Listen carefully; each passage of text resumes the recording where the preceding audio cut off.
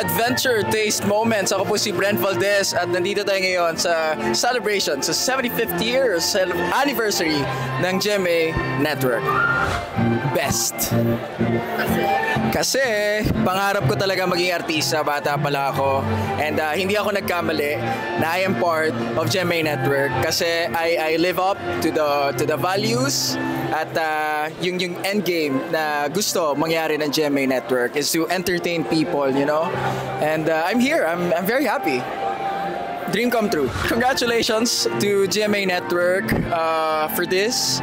You know, I'm happy that I am part of GMA Network, and my hope for the future is magpatuloy pa tayo sa pagbibigay ng dekalidad na mga programa at storytelling at pagbabalita sa mga kapuso natin.